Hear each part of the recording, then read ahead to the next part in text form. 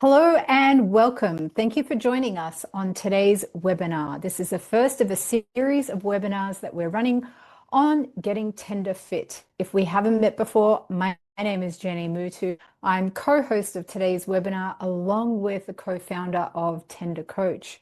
Listen, we had a few technical glitches to start today's webinar, so I'm just doing the re-recording so it's a smooth view from you. But let me ask you, before we get started, why are you here? We have no doubt you're already running a very successful business. You're already doing well. So what is it about tenders that you want to know? Rob and I got together.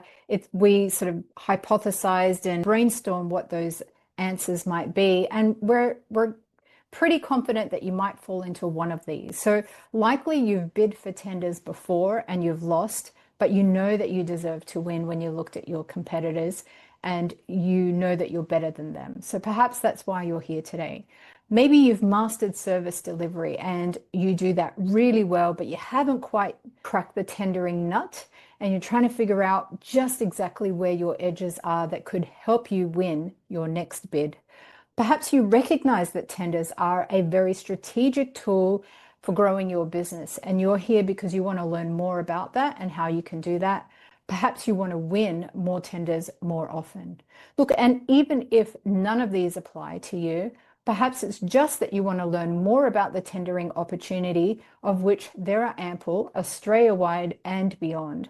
So you're in the right place. In today's session, we're actually going to cover why mid-sized businesses are at the advantage right now to apply for tenders. I'm sure you're aware that we are in the runway for the Brisbane Olympics, and Rob and I will mention that in quite a lot of our conversations. Of course, we're not just focused on the Olympics, we're looking at all tenders across the entire continent. But obviously, this is a great runway. There are already tenders for the Brisbane Olympics being released. We've got a 7-year runway to start to get all of the pieces of the puzzle together and to put you in a position where you are the primary choice in your industry, in your category. So very good opportunities here. They're calling it a once in a lifetime or once in a generation, actually, opportunity, and certainly something to think about.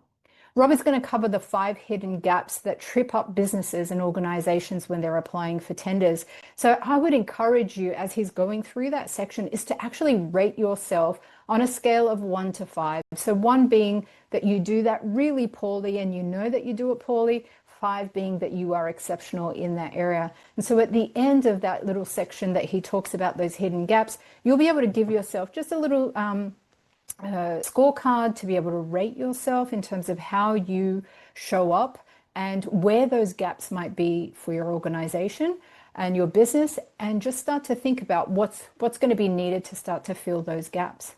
We're also going to talk you through the TenderFit methodology. So, we have created this business around becoming TenderFit, and of course, we are the tender coaches. So we're going to help you get to that place where you can actually compete and win those bids. We've developed a methodology around that, so Rob is going to explain that through to you. And the emphasis here is on you being a low-risk option and a high-value option for government. All right, so just so you know, at the end of this presentation, there is going to be an invitation. There's no hard sell attached to this. We are really committed to giving lots of value and making sure that you're walking away with a better understanding of tendering, if that's what you're here for, a better understanding of where your gaps are, and an understanding of how we may be able to help you. So it is an invitation to come and have a chat with us or to explore a little bit further as we do an end-to-end review of your business. Either way, you'll know more by the end of this webinar. Look, thank you so much for being here, and I'll leave you in Rob's capable hands. Thanks, Jenny. Just to talk about a little bit of my background, like many people that entered the tender world, it didn't happen by design, but more by accident. Today, I work as an executive coach and tender strategist. I entered this world 40 odd years ago, when in fact I was working for the Department of Health in New South Wales. And British Maggie Thatcher opportunity at the time, and that was going to competitive tender with our non-core businesses in health. And what competitive tendering meant, which was unusual, I'd never heard the term before, It not only meant putting non-core elements of business in the health industry out to tender, it meant that you allowed the in-house teams to form organisations or companies and bid for their own jobs and business, which was extraordinary. But we adopted that in New South Wales at that time. And over a period of 12 months, we subjected many of the health services across New South Wales to competitive tender. Many of the in-house teams won them. Many of the, as I affectionately call them, the outhouse teams won too. But the one thing that did happen over a 12-month period was that we were able to secure recurrent, that is year after year savings of about $80 million a year, which put a smile on anyone's face. The thing is today that when I talk to people about tendering, most break into a cold sweat, particularly if your boss or the sales and marketing managers handed you a document and said, look, we need to respond to this tender. And I suspect these are some of the reasons for it, and that many of us have probably attempted to go for a bid reluctantly and failed. And it takes a lot of time. It takes a lot of energy outside of business as usual. It takes a lot of long hours. And you hear people talking about working through the night is a term people use when doing it. And to get no result for that is damaging and frustrating. So likely you've done that. You've seen a bigger competitor, somebody who you thought might have relationships you didn't. They take the contract that you could easily deliver. And in some cases, I'm sure you'd deliver it better, but you just weren't in scope. You didn't have the relationships that took you there. But let me tell you, in recent times, there's been a significant shift. It might surprise you to learn that in Australia now, there are something like 2.6 million small businesses. That is businesses with 19 or less employees, but they represent 92% of all business in Australia. And that's remarkable when you think about it, because that means there's a lot of opportunity for small businesses, small to medium enterprises, to acquire business from organisations like government. So this is really the story. Because of the volume of expenditure by government, so that's between 80 and $100 billion per year nationally, they're always looking for people that can deliver. The problem with dealing with large corporations, and they usually win most of the business. There was an expression when I was around buying IT services saying nobody got sacked for purchasing IBM. They were expensive, they were big, but they always helped you get through. Life has changed. Small business, you can run a home office these days and be very efficient. So it puts a lot of small business in a position where they can accommodate and service governments in a way that meets all their criteria. Governments we talk about, but tier ones too, major corporations really are very much aligned with the way they acquire products and services by tender. And really, having done them for both private and public sector, I've discovered that the principles are much the same. And what do they all want? They want speed, innovation, accountability, less bureaucracy, someone that can do something without having to go through several layers of approvals and get their sign-off overseas or whatever it might be. So, as I've mentioned to you here briefly, the market is changing. You may be surprised how that roughly 25 billion of the $100 billion contracts that are led each year are earmarked for SMEs. So if you're not participating in that market, you're doing yourself a disservice. You're missing out on opportunities that can not only give you secure income over a steady period of time, but I've seen in my time in helping people do this, I've seen businesses completely transformed from being a small business, as we might think at the lower end of SMEs, to being good medium-sized businesses turning over scores of millions, if not hundreds of millions of dollars per annum, because they've gained government contracts, which has given them the leverage to grow and acquire all the systems and processes they need to perform like the big boys. Now, buyers, be they large corporates or government, they want dependable, trustworthy, safe partners. They want people they know can deliver, will not let them down midstream, and that can deliver all of this, the services and products that they require. And I think one thing to keep in mind when governments buy services, they're actually spending taxpayers' money. So they have an obligation to taxpayers to deliver and not fail. So that's why you might find them difficult to deal with. They have challenges that most corporate don't. So thought I might just give you a simple example here of someone I worked with a few years ago. You can see from the x-rays there, this guy was a radiology practice, a fairly small business, a handful of people that were supporting him. He had one practice clinic that was servicing another 9 clinics around the country. And then the federal government created an initiative to combine all of these statewide, and they went bigger than just Australia. They went to New Zealand too. So they put out a tender for services for Australia and New Zealand. There were several providers around the country, and this particular radiologist I worked with had the opportunity to bid for all of them. The government had made a determination they didn't want to deal with 8, 9, or 10 service providers, but in fact, it actually wanted to deal with just one. So we looked at his business, and the tender came out and had lots of specifications, which demonstrated that he lacked systems, policies, and procedures. He actually ran this as a one-man business. And so I went through the paperwork with him, and we decided the first thing he had to do is meet all the criteria and comply with the government policies.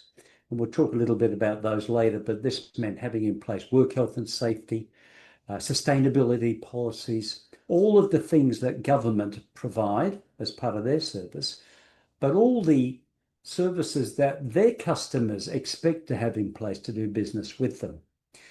For this business in particular, it was a large opportunity. As you can see, it grew as a result of winning this tender from 9 clinics turning over about $10 million a year to 27 turning over $25 million per annum.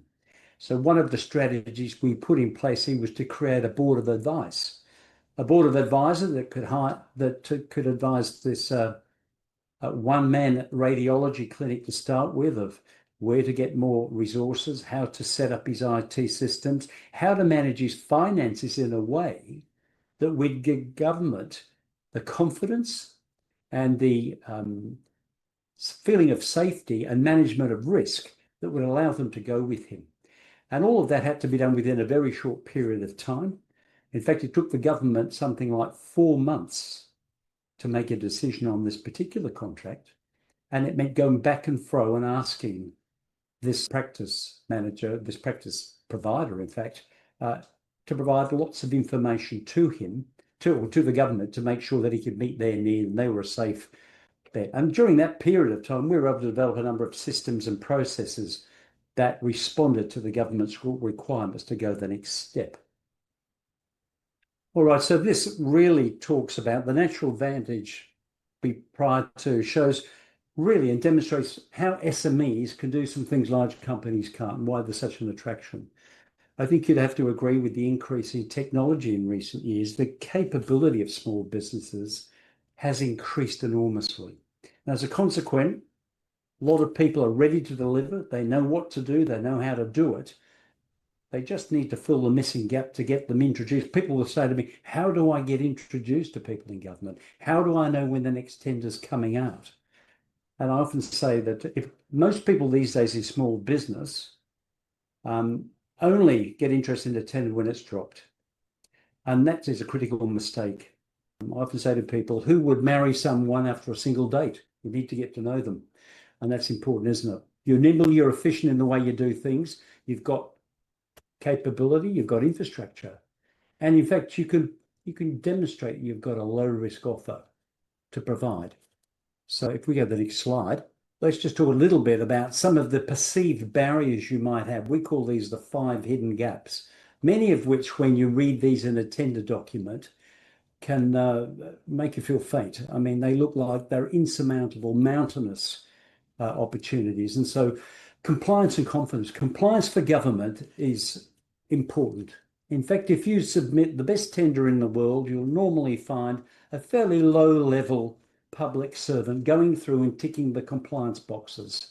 And I've seen people lose multi-million-dollar contracts because they missed a simple compliance point. To the extent that now some of the strategies with the big tenders are people employ a legal firm immediately.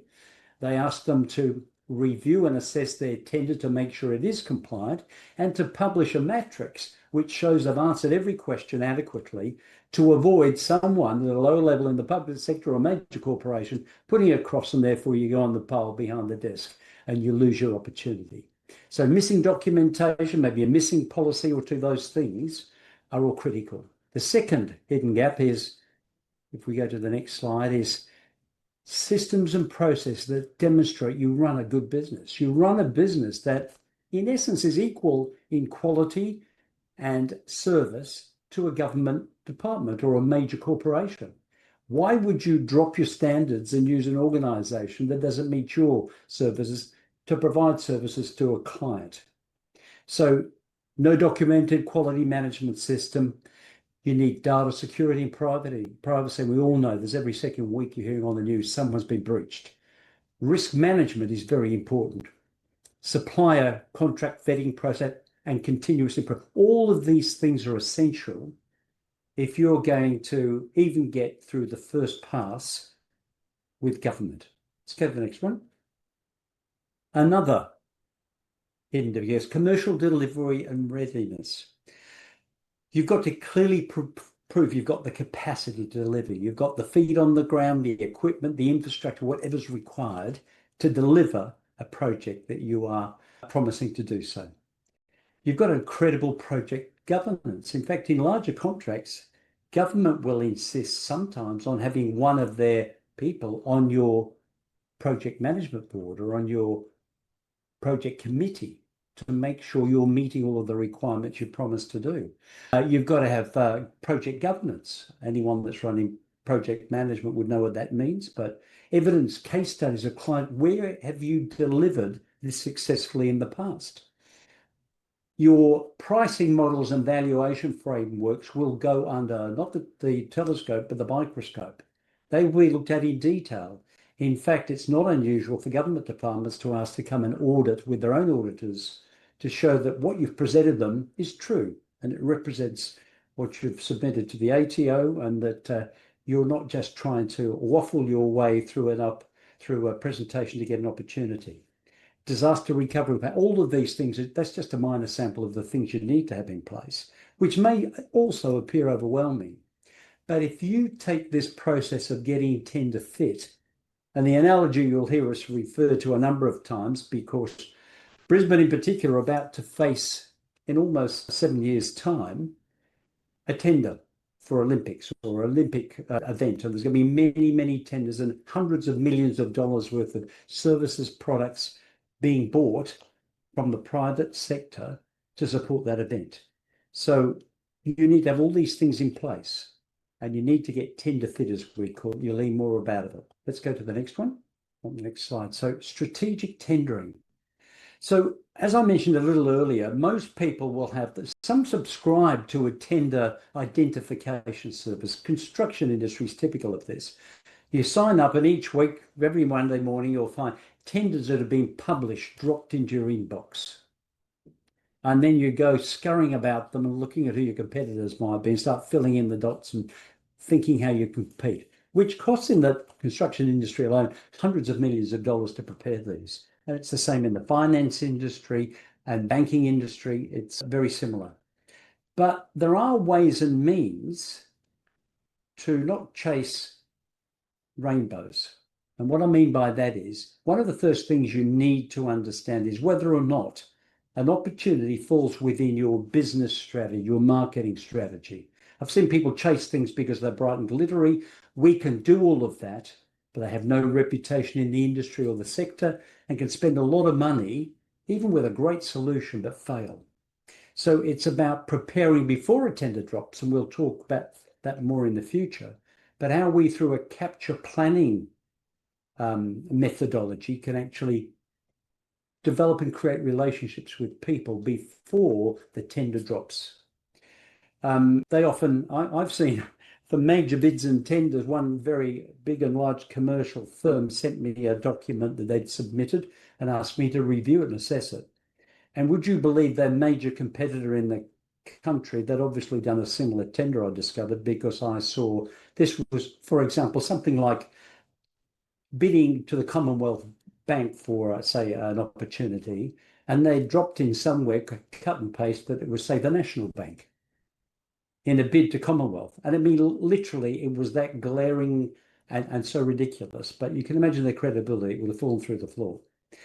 Also, responses, it's typical for businesses to come forward thumping their chest saying, this is what we will do. We can do this, do that, and prevent a solution that doesn't match the problem or the challenge. So it's truly very important to understand what your client needs, how you can meet, what keeps them awake at night, what sort of things you can offer to them, to have a thorough understanding. And that doesn't happen by reading a document that was published in the paper on Saturday and delivered to your desk on Monday. So we need benefit-led stories that show how what we can do can solve your problems, give you benefits. Many of our features may not be relevant. So we need the storytelling around this that shows people we could do it for them and how we might deliver. And, you know, compelling offers don't have to be really cheap or don't have to be the cheapest price on the block. For government, for example, you'll find in almost every tender they publish a term called value for money. Now, what does that mean? And I wrestled with that for many years. Well, it's really I'll give you 3 pointers around that. Value means if I've got a revenue producing department, help me increase my revenues. If I've got an expense department, which we know 90% of government provides, help me reduce my costs. But what's even more important is helping them to diminish or reduce their risk. Government won't go for the cheapest if there's risk attached to it. They will always go for the safe solution because they can't afford to fail. Their board of directors, being every taxpayer in the country, are very critical about government if they fail on projects. And so there's many reasons that we tender strategically and we direct ourselves in a way that responds to a client's need, not simply what we believe would be their solution. Let's move along. Relationship positioning, I've referenced this to some degree, but as I said, you wouldn't marry someone after a first date. The point being here is that we need to understand the person.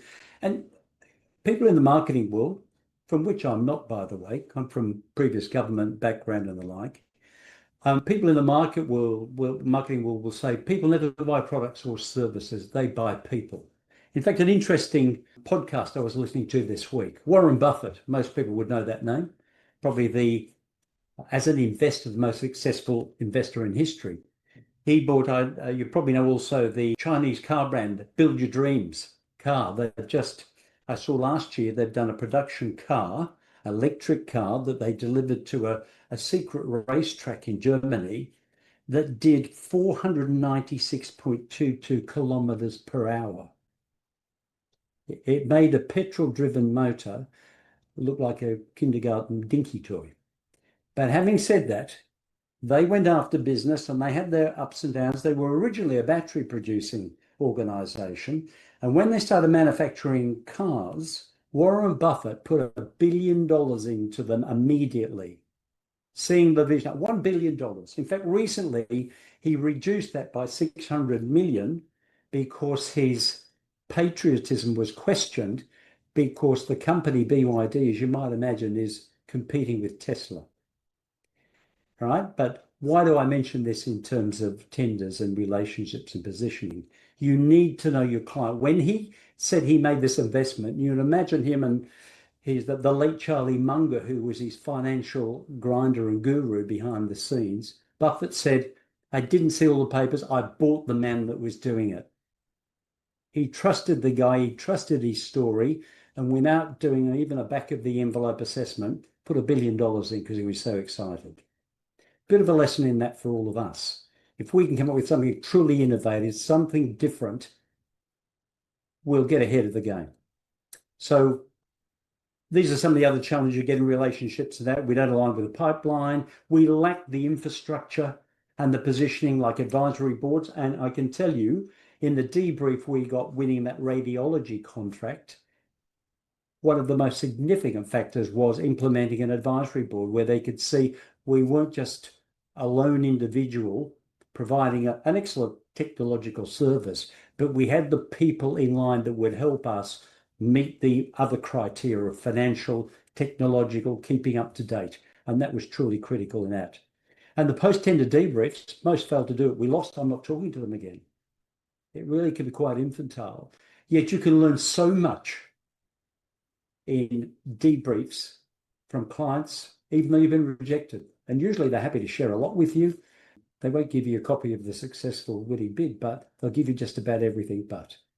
All right, let's move on. The TenderFit scorecard. The first question I ask here is, anybody found any of these things that resonate with them? And I think Jenny would ask me to say, of all those things, if you were scoring yourself 1 out of 5, what do you think your pain point would be here? What's the weakest part of your potential bidding or sales service that would make you fall short or make you walk away from even doing a tender because you just feel you can't reach that level of fitness? Maybe if you score that, if you're brave enough, you could put it in the chat for us and we'll get a bit of an idea of what that might look like.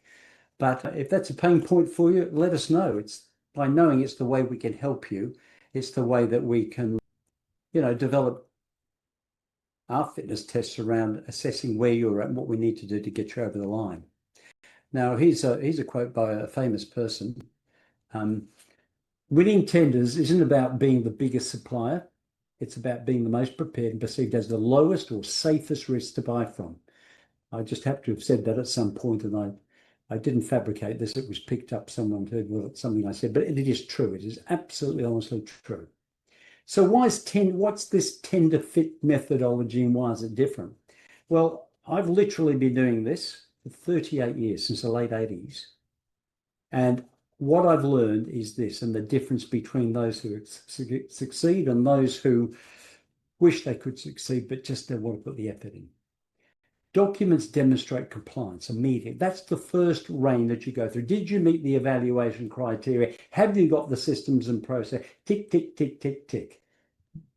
You will cull 90% of submissions by literally meeting all that requirement and looking at analytically and critically and doing what the tender asks of you. If you can then prove you've got delivery and governance, maturity, that's in place that you do. And putting something together on the day is not good enough. You might have a work health and safety policy, but we all did that after 10 minutes talking about it. But to put a system in place that drives it, to meet the statutory requirements, that means setting up a committee and meeting every so often and taking your incidents at work through a process, a continuous improvement process, rectifying matters, and then making those rectifications update your policies and procedures to show you have continuous quality improvement. That doesn't mean, of course, that as a small business, you need to have 13 committees and a meeting every second day. Many of these can be combined in a once a month or a once quarterly meeting, but you need to demonstrate you've got those processes. Someone's responsible for it, and that you have a measure of, as the Japanese would call, kaizen, or continuous quality improvement in your business. And that's one of the things we help people do to get tender fit. Plan tenders strategically. It isn't look at your target markets. We always say business strategy drives your marketing and sales strategy, drives your tender strategy, drives your success or otherwise. And of course, building credibility through relationships. If we buy from people, no one's going to buy from us if we don't have the relationships. And these are the relationships that matter, not just people we know at the front desk or someone we know works in the back. This is getting relationships with critical decision makers. That is really very important to us. So these are the things that we would coach you to do over a period of time. So what we would say here, the next slide talks about tender fitness. It's not about writing better tenders and the words and the smoke and mirrors that many use, but it's literally about building a business that buyers trust on site, that they can see you've got the depth, that you stand up to scrutiny, that you stand up to the audits and the investigations. And you know, the other thing as a small business that I've found very powerful in doing this over the years is that I've never seen a business gear up for this process that haven't absolutely improve manyfold the quality of what they do. They make themselves far more valuable. They might make themselves the sort of preferred employer type of organization with all the systems and places in place. And the other amazing thing, I mean, if you decide to sell or invite investors in or go public, you've got you're ready. These make you IPO ready if that was your ambition and that's your business opportunity. So in one sense, you can't lose even if you don't get the first or second tender you go for. You're getting business fit as well as TenderFit. Let me give you a couple of examples of people I've worked with. And I've got to say, this has been amazing to me because these are people I met with, and this fellow, not this particular fellow, he's just a slide for us, but a guy like this who came to me, and he was in Western Australia. In fact, his wife came to me, and how she discovered me on the internet. He invested $500,000 in a huge haulage truck, and they were building roads and that in remote parts of Western Australia, and he hauled products and services and bits and pieces for them. One man operator, been doing this for years and years and years.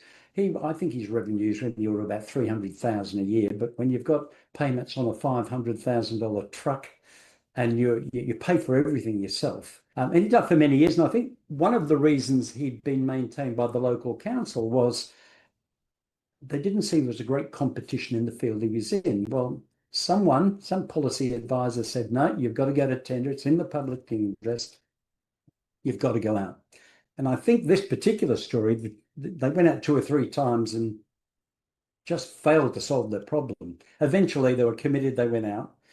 And these people found me, connected with me and said, this is our situation. This is the tender. We don't understand 3 parts of it, but we know how to drive the truck and do the work. Well, I spent time with them. We went through the system. We said, what can you do here? We set up his systems and processes. And, literally, he didn't have these on first pass. It was a complete failure. They wouldn't have even looked. But persisting with this over a period of a couple of months, putting systems in place, meeting the requirements, he grew his $400,000 a year business to over $1 million a year, because once he got that in place, they extended his run. He got another truck. He got someone else driving for him. And he went from a one-man show, plus his wife, or a 1.5-person show, to a couple of them. And he'd grown his business. And being the age he was, he's probably similar age to this character. He bought a contract for the next 5 years and with an option to renew it again. So he secured his future. It was a great experience. And one of the smallest contracts I've ever done, but one of the most gratifying. Let's move forward. Okay, so what do we mean? And I've probably mentioned this in some part, is that to do this properly and know you're playing in your space, the TenderFit method talks about what's your business strategy. It's a great temptation. I've run a small business myself for 20 odd years, to grab an opportunity because it's there and people are going to give you some revenue. But if you're really serious about this stuff and you've got a good business, your business strategy determines what your sales and marketing strategy is. What sectors and space you're going to play in, right? You're going to go chasing things outside of your lane. You stick in your lane, you do what you do well, and make sure you're the best at it. That informs your tender strategy. So then you can go seeking potential customers before they've designed a tender, before they've decided they're going out to market. And what that gives you a beautiful advantage of helping them to design the tender. And I've seen it happen where your relationship's been so good and it's been so helpful in helping them design their specification that you've already put yourself in the top 3 potential bidders or proposers for the business because you've been able to shape that tender. So that's about doing that in the relationship side, but it means the things we talk about: being capable, having the capacity, being able to perform, having credibility, being trusted. And that really makes the difference. And that will get you to the table. And if you don't win it first time, you could win it second time. And oftentimes governments will decide not to go with one supplier, but several. So you might get it for Queensland or New South Wales or a certain sector within their business. And you've got to be at the table to negotiate.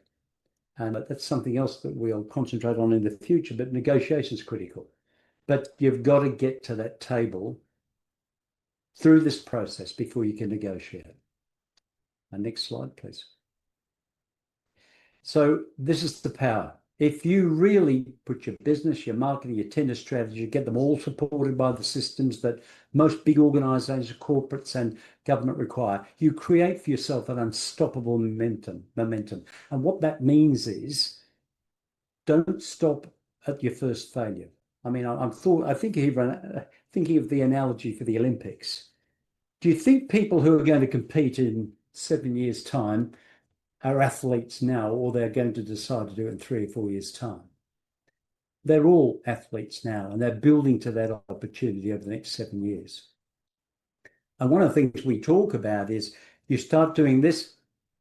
Many of the people who will win races in 2032 are stumbling along and being beaten by half the crowd at the moment until they get fit enough, till they develop their techniques, they get the right coach and do all those sorts of things. This is what we offer to people.